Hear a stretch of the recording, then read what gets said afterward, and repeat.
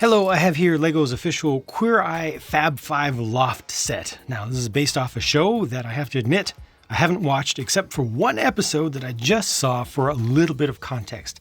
I got this set not even to review, I got this set for myself.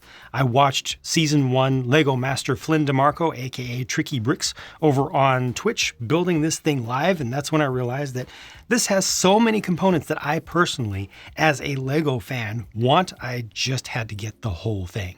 Fundamentally, this is another one of those TV show sets like they did for Seinfeld and for Friends. A lot of people don't like those or are kind of tired of them. I kind of understand that, but bear with me. This whole thing represents a part of an open concept flat or large apartment with the living space right here in the center. There's a decent sized kitchen and dining area back here. And I'm going to start looking at the details over on the right hand side here, then work back across the center and finish in the kitchen. The black structure here is a tall curio cabinet. I'm actually going to pull out this large potted plant with a fairly straightforward build. I mean, you can see exactly what's going on there so that you can see the cabinet a little bit better because it has a door.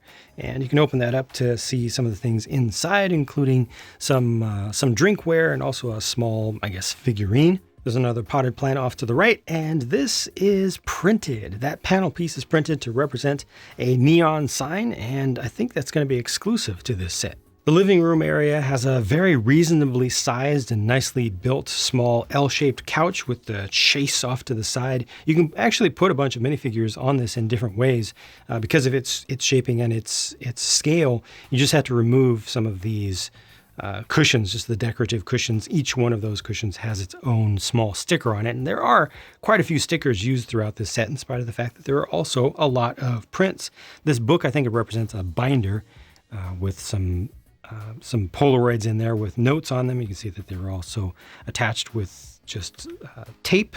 This laptop has a sticker as well for its screen that shows some interior design work going on, and all of that was being held up on this very simple small build for a coffee table. Just a handful of pieces, but very effective and doesn't waste too much space, gives you plenty of surface area, and it's just got the glass top to it. Now, I mentioned prints. All these around here are prints to represent the rug. And in fact, all of this, like they've done on these sets up to this point, all this can be removed and just put somewhere separately. I don't know exactly why they do that, why they have that system that they've set up, but it's convenient enough, I guess. I like the small Pixar-style lamp over here on a side table, which itself is a clever build with just a couple of window pane pieces under there. But this reclining chair is very nice. Now, this doesn't have studs on it for people to actually be attached to it, but it's a nice, again, small, reasonably sized build that works with a minifigure and doesn't take up too much space. More foliage off to the side here. I'll show you what this is all about, this room, in just a minute, but this is the styling up area. So you got a barber's chair there that can spin around, and of course this can be removed. That is an actual chrome sticker, which really works as a mirror. You got some products along here. You have some different handbags that can be chosen. Sorry, I didn't put the top on. I think this is supposed to represent cologne up here. That's a metallic silver drum lacquered piece up there, and then this clothes rack has a fairly common build for the drawers down below, but this has all these extra torsos on it. So these are torsos that you can swap onto the individual figures, and these represent ones from the show, from the main characters. You got the Love is Love one there, which looks really good. It's really well done. I don't remember which character that particularly goes on, but there are a lot of appliques on it, including the minifig head. And then this one over here, well, the thing that stands out here is the fact that these all have hands on them, which you can see as being kind of creepy, but LEGO on the box art shows the hands removed, even though technically LEGO's not supposed to do that because it's an illegal technique because you do a little bit of damage to the parts when you push them in and you take them out. But do what you want with that. I would recommend taking the hands out unless you want to go ahead and swap these around right from the start. Okay, so this is like Makeover Space here, front office Makeover Space. There's also extra space around the back. So they include these extra hair pieces, the hat, handbag over there. I don't know what the broom is for, what that represents in particular, but also a couple of extra sets of legs. And then there's a door around the back. You can see also a gear down here. So all of this can be removed. And inside of there is a spinner, and it's a transformation chamber. So the idea is, somebody gets all of their new clothes and everything. They get their new look, basically, and they go in one way and they come out the other. So you can spin them around. They actually give you two versions of the same character to represent a guest, the person whose life is being transformed on the show, to give you a before and after for that. So you put both of those figures in there, spin them around, and then you have, the alternate version or the improved version comes out. All right, let's go around the corner towards the kitchen area, the area that I saved for almost last because I think it's my personal favorite. You got the idea board up here, which is supposed to be a chalkboard that I don't know if it's also magnetic as well or if they just stick things onto it with adhesive, but you got the chalk over here on the side, and this is all textured up with a little bit of design in it.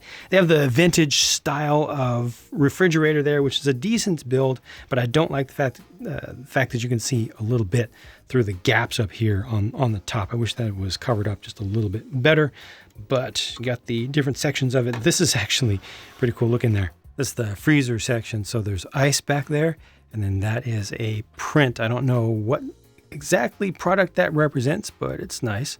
And then in the fridge section, this also has a couple of stickers used there to give you more detail really than you needed. It just makes it a little bit more believable. This was also designed to be easy to remove. Next up, we got the coffee machine there with a couple of presses, and down below that, it's a little bit relatively difficult to see because of the black on black, but they've added some texture to the cabinetry using I believe that's a new color for a square garbage can piece, a piece that we've had for quite some time. Usually it's available in brown or gray, but now it's in black as well. Adds just a little bit of, detail for the sake of detail. The sink is pretty good, and it even has a suggestion of a drain there with the jumper piece. And then off to the right is some more cabinetry detail made possible with some new coloration, with the black color for the standard drawer element for the drawer itself. And inside of there is a wire whisk and a highly detailed spoon. And down below you got another one, and also using the black color for the holder for all that, for the cabinet itself. And there's just a cleaver down there. Yas Queen, that unfortunately is actually a sticker. There's also a sticker for the Fab logo that's up on the wall over here. But this is a nice window. I like how that window is done. It's very sunny and bright and has a lot of depth to it, a lot of layers to it that work out well. Now, right in the center, the main island has a little bit of like a breakfast bar sort of setup. This is a representation of a pepper grinder here, and then you got some pots and pans, cutting boards, slicing up some avocado. That is a sticker as well. But that right there to represent the stove top, the electric glass top stove? What do you specifically call that? I don't know the specific names of different types of stoves, but it's electric, and those are the burner elements, and those are two 2x3 tiles that are printed and new for this set. You can easily see those being used to represent speakers, of course. And then rotating this around to the other side, you can see detail for the oven that's underneath. Now that does use a sticker there. It's kind of a shame that you don't see it all that much, but it looks very nice. I would like to see these parts reused in just a different location to where you can see all that stuff and appreciate it more. Now there's one more built up interior area that I've not shown you yet because it's done as a side build, which I think is fine, but it should have had a way to connect it because it fits in with the main central area here. This living room area has a large TV to go with it, and they've presented it thusly. That right there is a sticker, as would be expected. And, you've got a little cabinet down below to hold whatever, but that's completely empty right now, and there's very, very little space. If you wanted to put anything in, you'd have to kind of build it in, just small things. But this is done well. It's a flat screen modern TV, so it doesn't take up too much depth. You turn it around, it's fine, but ultimately this is supposed to go like here, right? So it would have been nice if they just had a little shelf, just something underneath, just to provide some studs to connect this kind of where it belongs. The last thing I want you to see here before I move on to details of the minifigures is how all of this looks from the camera unfriendly angles. Obviously, this area here was designed to be interacted with, right? This is part of the experience of the whole thing. You're supposed to get to these pieces, but it doesn't look bad. You know, this is behind the scenes stuff, but it doesn't look bad. And as I continue to turn this around, well, that doesn't look so bad either. There aren't a ton of different colors showing through here. You know, there aren't a whole lot of different colors that are used in the foreground of it, so it's a little bit easier based on the source material to keep this from having the rainbow appearance around the bad sides. But these sides aren't that bad, and they almost look like they could represent exterior of a building. And also, what I've not talked about up to this point is the fact that this was the first set to introduce the white color for masonry bricks, and those are going to be available for the foreseeable future. They will not be exclusive to just this set, but thank you to this set for introducing them, or being the catalyst for their introduction, and just finishing the look around the back here. See, it's not bad, and I like that window that I like the look of from the inside. It looks pretty good from the outside as well, and the designer even intentionally covered up some areas where there would have been gaps that would have been unsightly. So, you know, nice care there was taken with even the stuff that doesn't matter quite so much. All right, figures, starting out with some of the recurring characters from the core cast. Left to right, this is Tan, that's Jonathan, and this is Karamo, I believe I hope I've not mispronounced that. But some key features here, just looking at the minifigure parts, again, as someone who's not into the show at all, but loves Lego. That is a silver hairpiece. That's great. It's actually a well done silver hairpiece as well. You can see some weld marks through it where the different tones of silver come together, but it's not too bad. And the silver is continued into the facial hair in the stubble there, which is a really nice little touch. A nice detail that they didn't need to do, but I like it a lot. Of course, sand green is really nice. With Jonathan, this is the first ever figure to have high heels depicted, so they added the little print on the side there. The legs themselves are dual molded with the silver, same silver as this, used for the upper portion, but then they also added the bright metallic silver printing on top to make the shorts shine even more, which is extra special. And over here, this is a nice design, but I have to say that the white is not as opaque as it should be. They've shown that they can do better, so they need to do better. Looking around at the backs of the torsos, we also need to look at alternate faces. Just in general, these are pretty high quality figures, I would say, with a lot of, well, there's nothing else to see there, but you know, a lot of good detail. A lot went into the graphic design for these, I think. And then here are Bobby and Anthony, and on the far right is Bruley, the show dog, who unfortunately passed away, I believe, between seasons 4 and 5, but after a long and happy and very full life. Again, with the graphic design work, fantastic work over here with the torso. And I also really respect what's done with the face for Bobby, because there are 3 colors of nougat used here. You know, there's the light nougat used for the skin tone itself, but then the regular nougat is used for the eyebrows and also a little bit of the edge here to just provide a little bit of extra depth. And then the medium nougat is used for more of the facial hair and then going up into the head hair itself. There's also a lot of good small detail in Anthony's face with the small stubble marks. And there's good production work done around here with good alignment, nice crisp lines through the leg printing there. Dual molded arms for both. You got extra prints, you know, extra details for Bruley. That's probably going to end up being an exclusive print for that dog.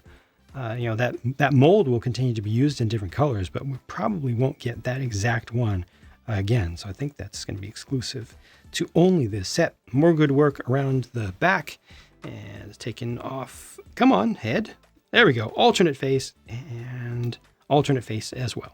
Speaking of alternates, here's a better look at the alternate torsos that were on the clothes rack, so you can see their details up more closely. Out of these three, I like the Love is Love one, but I have to really respect the print for Karamo over there on the far right. Yeah, it's really nice design work there. And the production work is very, very good as well. It's also have prints that go all the way around. Look at that. Rebuild the World.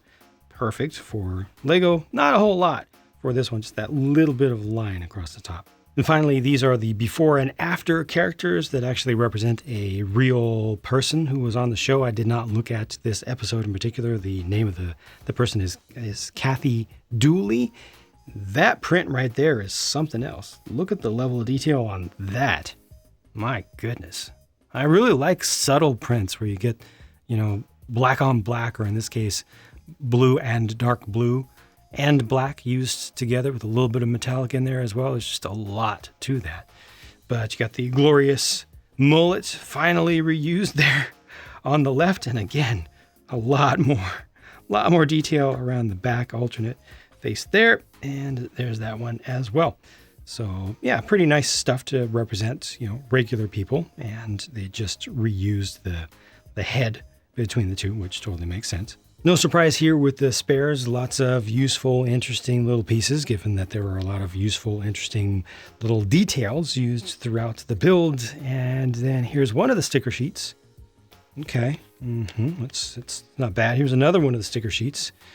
And now they're starting to pile up a little bit. And there's one more because we had the chrome one that just had the mirror, and that's it.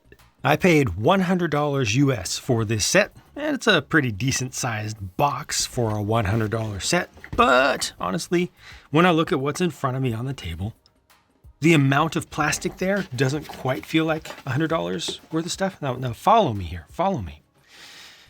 To me, just first glance, the amount of stuff feels like about $80 worth of stuff from what I'm used to. Even after adjusting, recognizing that Lego prices have gone up, prices of everything have gone up. Yeah, it's Lego premium product, high quality stuff.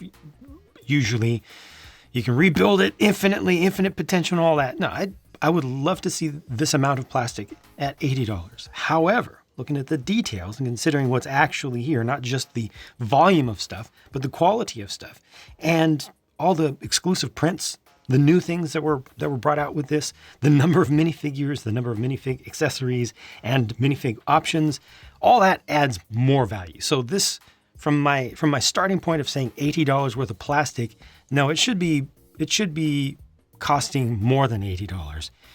It actually cost $100. We can meet somewhere in the middle there. This is within the range. I think this is within the range of reasonability when I actually work it out, So yeah, no serious complaints about that value-wise.